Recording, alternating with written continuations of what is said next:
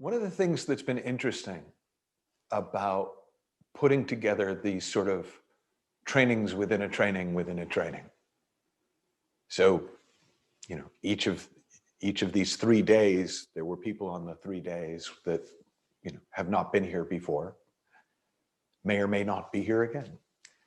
So putting something together where anyone in a few days can get better at having this kind of conversation with other humans, that's kind of fun. And hopefully you noticed, and if you didn't and you're interested, you can go back and check. They were really different, each of the 3.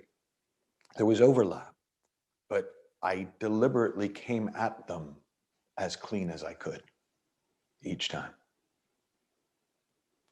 Now, part of that was obviously so that what I'd be sharing with them was fresh, because I know fresh and impact are intimately related.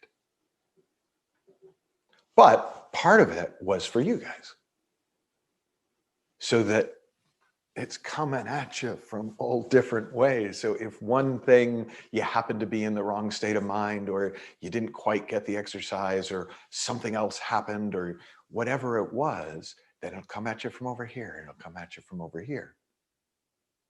And that's pretty much the game with coaching too. There's no way you can plan a coaching session. I mean, once you get to know somebody, you might have some ideas coming in, which you can share with them or not. But most of the time, what would you prepare? And, if there's anything to prepare, it would be you, but then you prepared probably isn't you at your best. You at your best is fresh and new in the moment. You at your best is present and curious. So how do you prep that? So in a way, the prep for coaching, the only prep I can think of to do is just the same prep for anything in life. Notice how you're doing in the moment. How you feeling? Are you settled? And if you're settled, then that's about as much thinking about you as needs to happen for the next half hour, day, however long you're going. Till the next time you kind of just notice, And if you're up, in your head, if you're lost in thought, if you're caught up in something else, well, it's really good to know that. You're less likely to spill your state of mind out all over your client. It's like before there was a pandemic, we still didn't deliberately sneeze on each other. I'm hoping that's true for all of you. Certainly nobody ever deliberately seemed to sneeze on me. So if you've got a brain cold, a thought cold, like you're off in your head, probably a good time to not sneeze over other people. But it doesn't mean, hey, we got to cancel our session, I'm in a bad mood.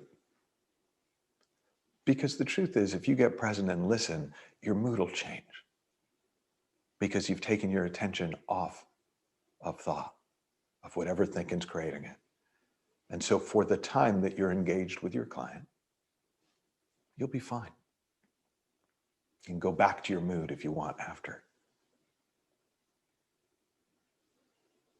So those of you in the inner circle know we send out a daily dose of caffeine for the soul.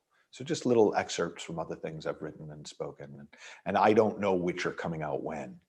There's just a bunch of, Clara is the creator of the, let's take this and do this on a Friday. And one of the things that I enjoy are both the emails from people going, how did you know to send that today? Which not even Clara knew, let alone me. But how often I read one and go, how did I know to send that to me today? Because it's like, wow, that's good. So this morning's, I thought, that pretty much covers what I want to talk to these guys about. So part of this program, part of the design of this program, not a bonus extra to get you to buy now, was membership in the Super Coach Cafe. And that's because I want you to have a place for ongoing check-ins and support. So 3 times a month, you can come on, you can join us. You can join me, mostly, and you can join Lynn and Fee on once a month for supervision.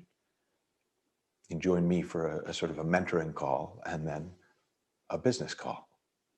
And there's resources and there's all that. So the point of mastery, when are you done? Well, why would you want to be done? Like, if I can get better at this, I want to keep getting better at this. If I want to have more of an impact, I want to keep having more of an impact. And so I don't know whether or not anybody does, but don't think the cafe was just, oh yeah, that thing, that come on. No, the cafe is part of this. It's the ongoing support part in the best way we figured out so far how to do that. And in the cafe, I divide the content into roughly 3 categories, because they're the 3 categories for every question or interaction I've ever had with a coach. So one category is grounding, and we're going to talk about that more in a minute. But one category is grounding, is your embodied understanding, your actual understanding, not your theoretical conceptual understanding, but the understanding by which you live your life even when you're not paying attention.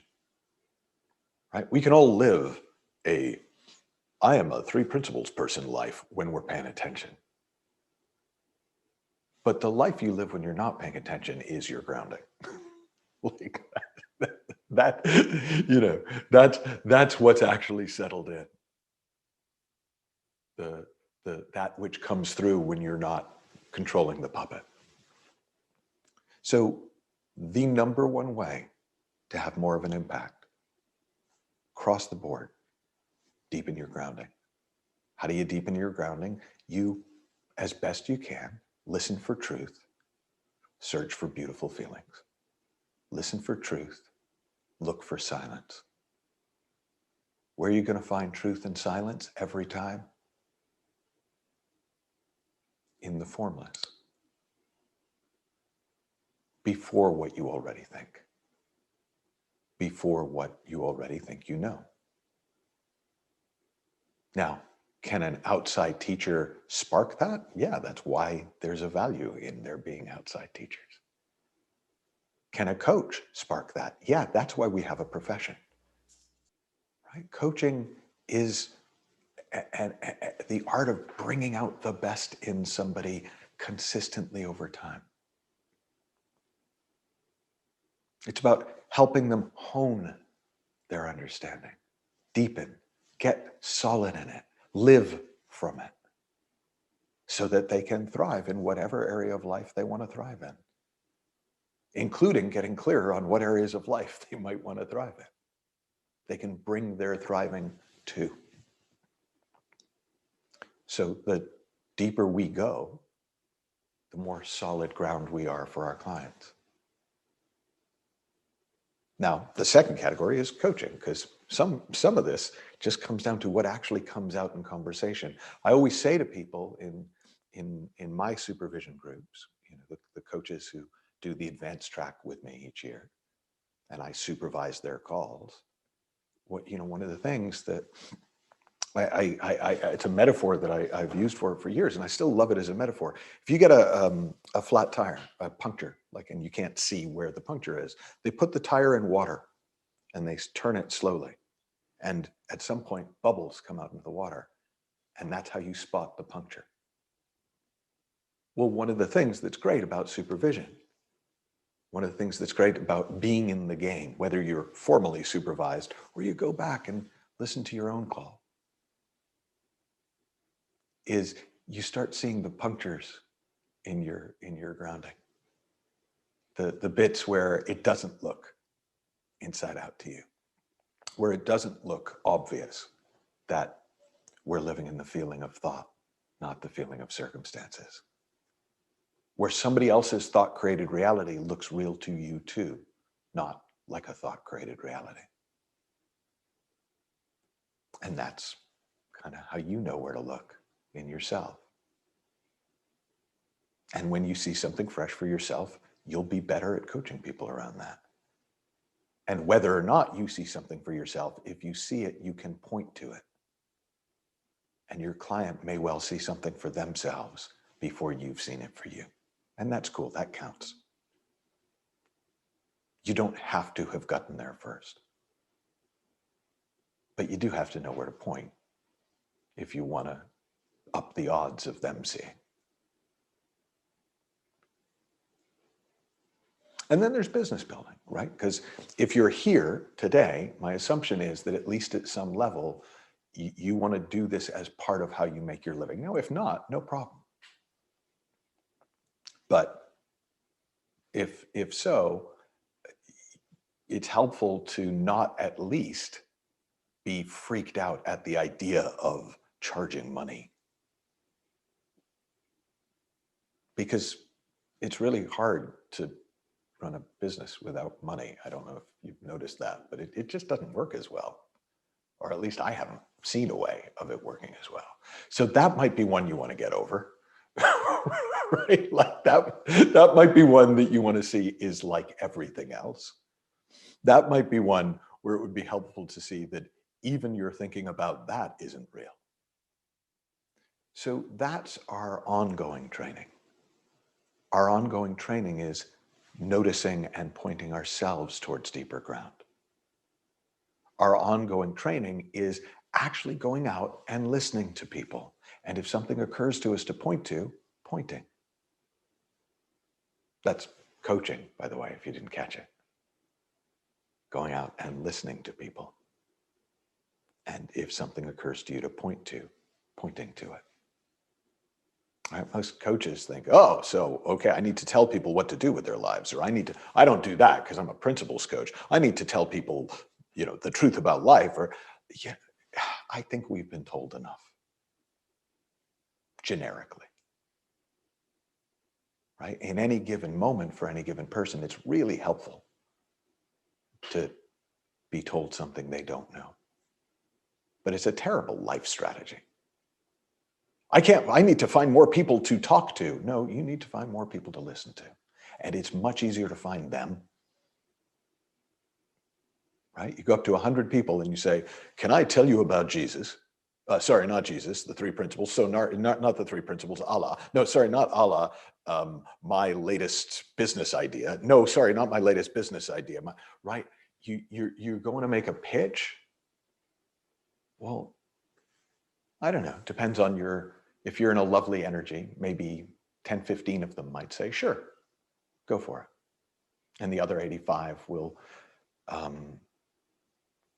give you various versions of off.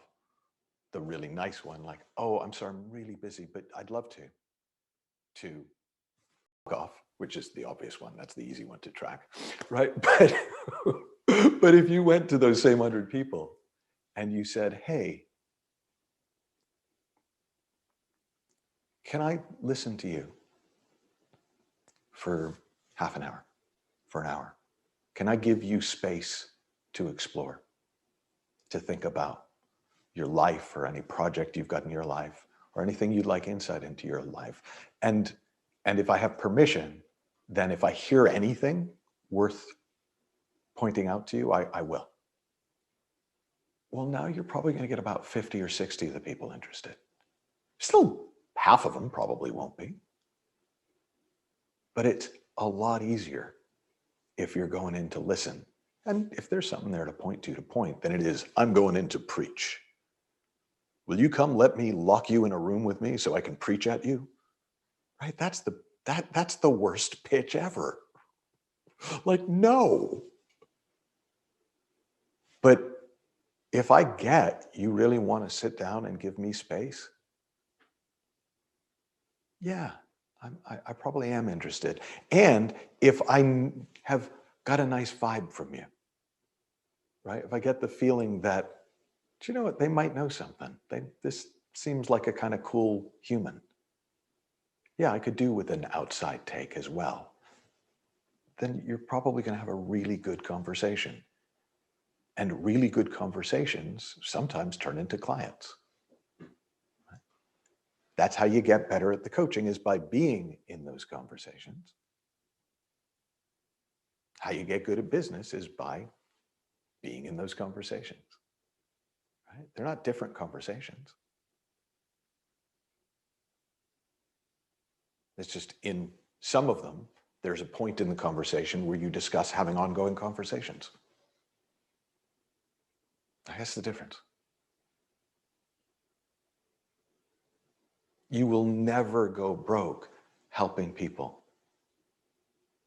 unless you do it in a very clumsy way. And the only reason you would do it in a very clumsy way is if you were so caught up in your thinking about business that you didn't pay attention.